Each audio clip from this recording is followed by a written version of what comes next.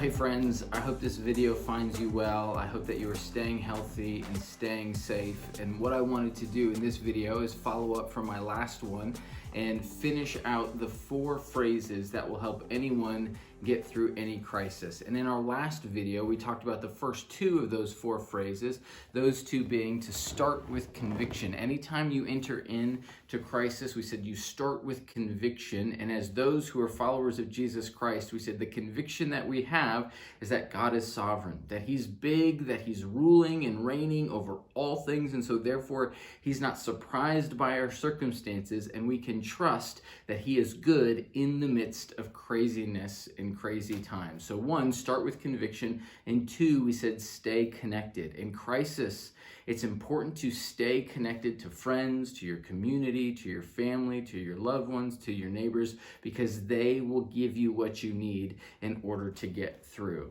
And so today in this video, we're going to finish out the last 2 of those 4 phrases, and we're going to jump right in. And phrase 3 is to stay calm.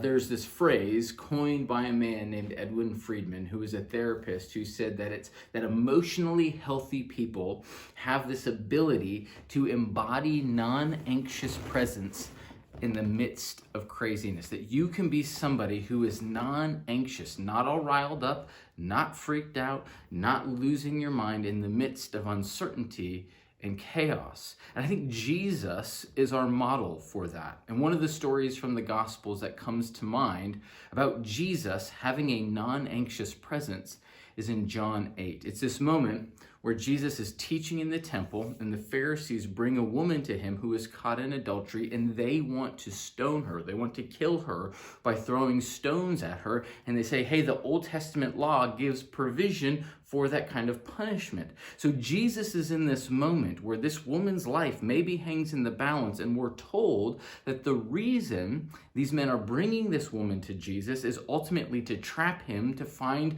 a reason to accuse him, probably so that they can do the same thing to him. So in this moment, her life hangs in the balance, and maybe his does as well. And his response in this moment isn't to freak out, isn't to enter into a debate, isn't to argue, but the text tells us in John 8 that Jesus just bends down and he writes something in the sand.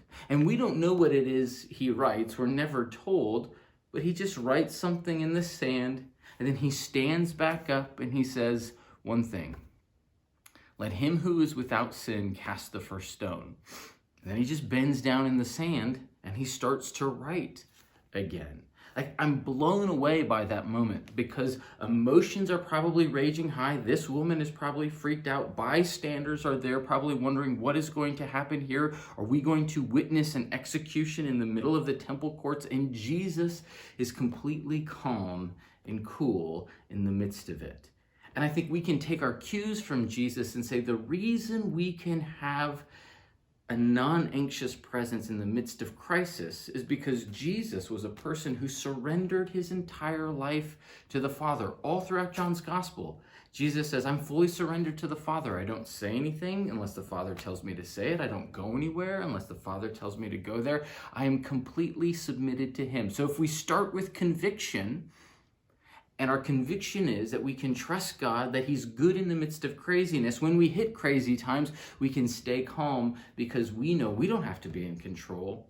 God is in control. So phrase 3 of 4 is to stay calm, trusting that God is good in the midst of crisis. And then phrase 4 is simply stay the course.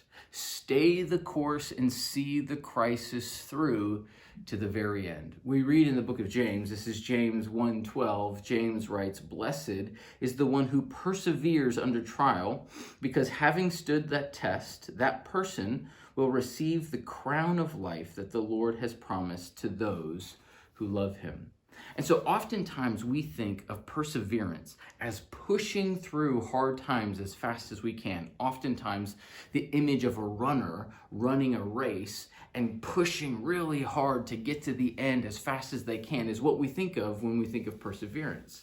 But the Greek word for perseverance is one of my favorite. It's actually 2 Greek words put together. The word is hupomeno. The first word is hupo, which is a preposition which means under, and the word meno means to remain. So perseverance really means to remain under the difficulty, to stay put.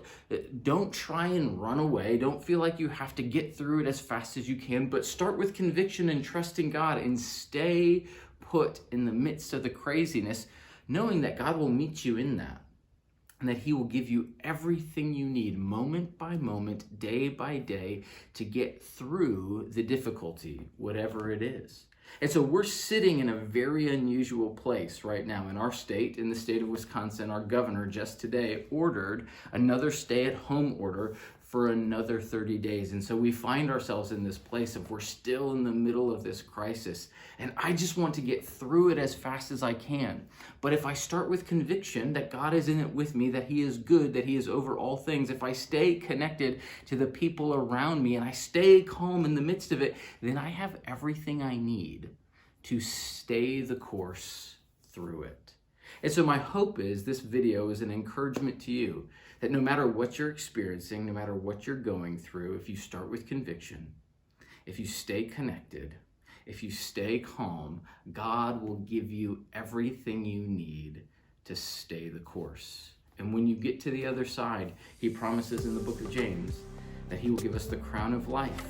He has this abundant, amazing life waiting for us. And the beautiful thing about it is he actually gives it to us in the midst of the craziness, not only at the very end. So we have access to this amazing life in Jesus in the here and now. And so no matter what you're facing, no matter what you're experiencing, start with conviction, stay connected, stay calm, and stay the course, and know that God will give you everything you need moment by moment. Grace and peace to you. We'll see you again real soon.